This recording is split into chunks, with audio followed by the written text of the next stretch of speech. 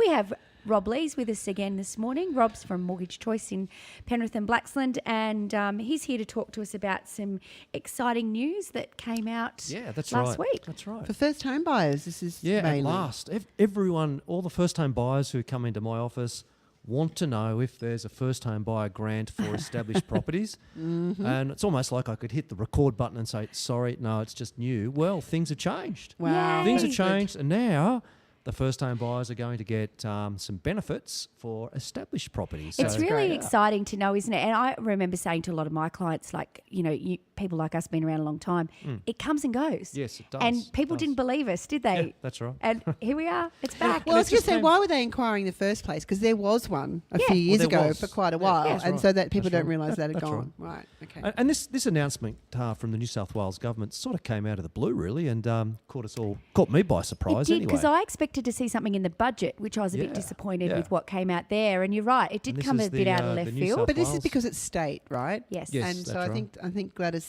was feeling a bit of pressure. Yeah, and a lot of people were talking about. Yeah, but you normally hear a bit of rumour too. It was kind of like, whew. That's right. And there it is. So look, nice. The benefit is there is going to be no stamp duty. This is from the 1st of July. So it's not too far away. It's not too far away. From the 1st of July. So it will be exchange contracts or contracts dated 1st of July or afterwards. There'll be no stamp duty payable on properties up to $650,000. So that's going to work really well for our region here. Yeah. Because there's a lot of, well, there's still not a lot. There still are first homeowner properties up to a value of $650,000, and stamp duty relief up to properties up to a value of $800,000. It's going to be $10,000 grant for builders of new homes. So there still is that benefit there that. So that really hasn't changed. That hasn't changed. Yeah. That's right, and that's for homes up to $750,000.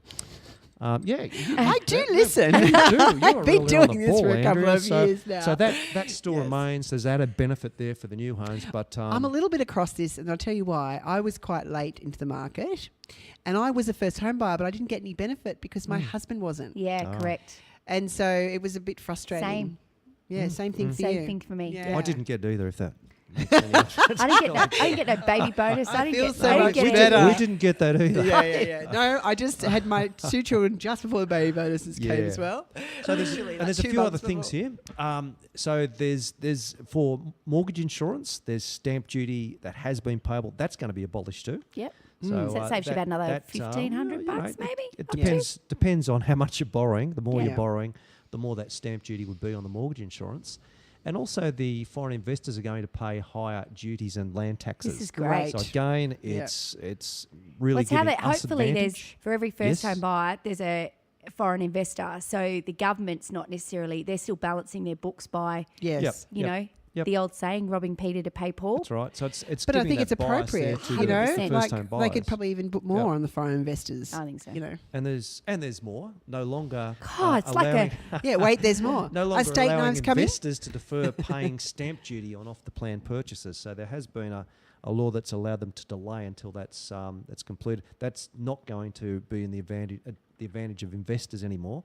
But the first-home buyers will get that, or owner-occupiers will get an advantage on that. That's There's great. also some big infrastructure spending, up to $3 billion, and plans to accelerate the delivery of new housing. So there's a whole lot of things there that's designed to stimulate the owner-occupied market, and particularly for first-home buyers. So I think it's good news. It's really good news. And I kind of, I'm glad. It's nice to see a swift kind of response and out of the left field and let's just deal with it and get it done. I like that rather than the constant bantering. For all those people out there that have been madly saving, thinking they were never going to get there, they're the ones that are going to really be able to capitalise on it quite quickly. So it just goes to show that whole planning would have been worthwhile for them, because where they might have been 20K short, you know what?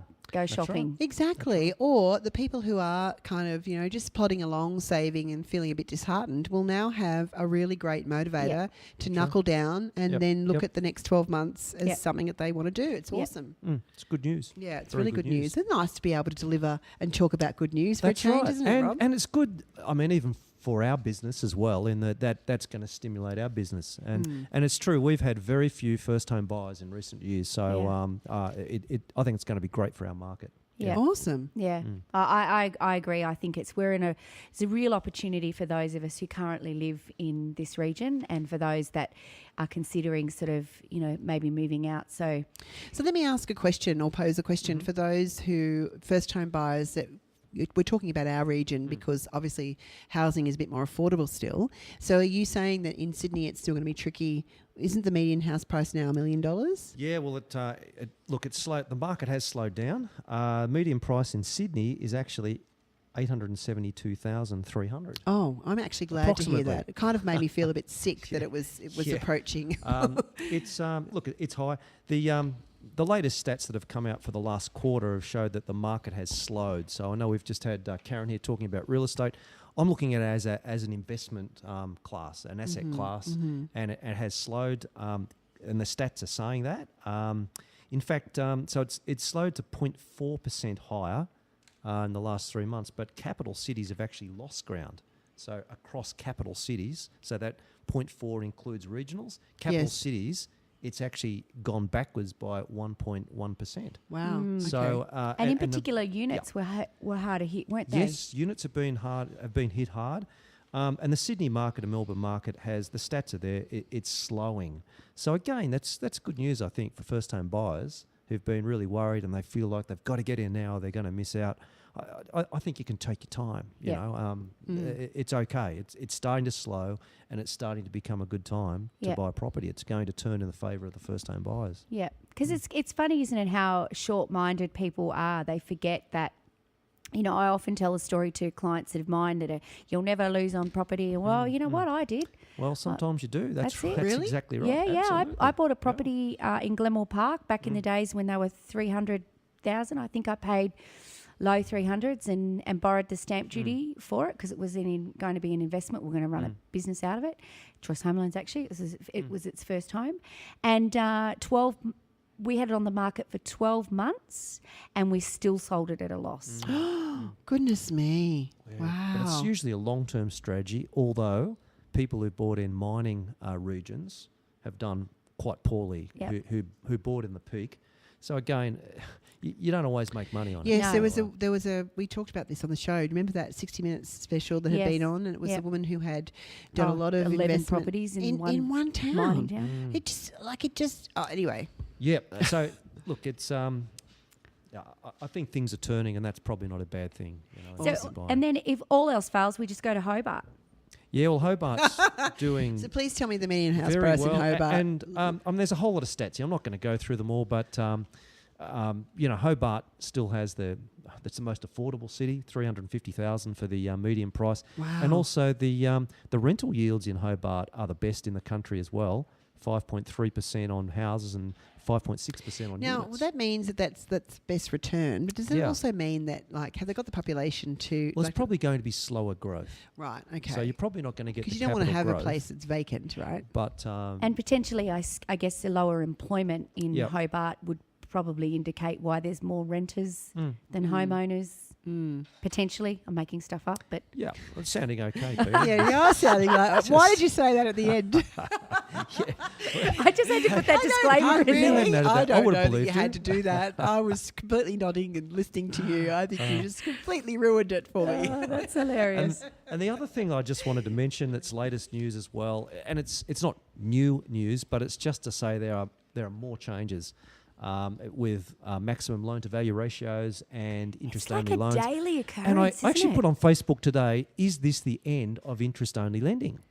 And it could very well be because, like Westpac announced on Friday, they won't do any more refinances for interest-only. So if you want if you want to go to Westpac with a refinance, no matter what it is, you've got to have principal and interest. Explain to me what that is, because now I'm lost again. Well, principal and interest is when you're not only paying the interest, but you're reducing the principal down. Right. The principal of the loan. And interest only is where the loan amount stays the same, but you just pay the interest. Right, okay. And it's good for investor lending and mainly investor lending, but the banks have to limit their interest-only lending, and they don't want it because... It's very easy. They're only allowed to settle up to 30% of their lending as interest only. Right. Okay. So they actually don't want interest only lending, and so there's all kinds of restrictions going on there. And I think all the more reason to talk to your mortgage broker, because it's so changeable. It's changeable by the day. It is. Wow. It is. And the lenders are pushing the lever forward and then pulling it back again. It's constantly changing depending on what sort of business I they're don't know getting about in. you, Rob, but I mean, what we're finding in our office is just that constant change that we're, there's a few of us, so we're round tabling it constantly. Yep, So I don't know how on earth the consumer's supposed to be able to unravel that at the can't. moment. Well, no, I can't, no. don't. I would just, if I wanted to know, I would contact one of you guys. Yep. and look, we have it all there. We've got our systems that, Yeah. that can tell us that we've got to check, because it's so changeable. Yeah. But we can tell you what's going on. But even I find the systems are struggling to keep up, aren't they? Absolutely. We get the emails, and it's and then you got to go back and just check. I have a laugh. I say Always my have to propeller check. heads have got to talk to those propeller heads, have got to talk to those propeller heads That's to make right. sure that That's system's right. 'Cause accurate. it's constantly changing, so you can't make any assumptions on this anymore. Yeah, No. awesome. As usual, always great information. Rob Lees, Mortgage Choice, Blue Mountains in Penrith, Hope Street in Blaxland. If you'd like to give them a call, you can on 4739 9749. Thank you for your Thank you. information. Thanks, Good to be here. Rob.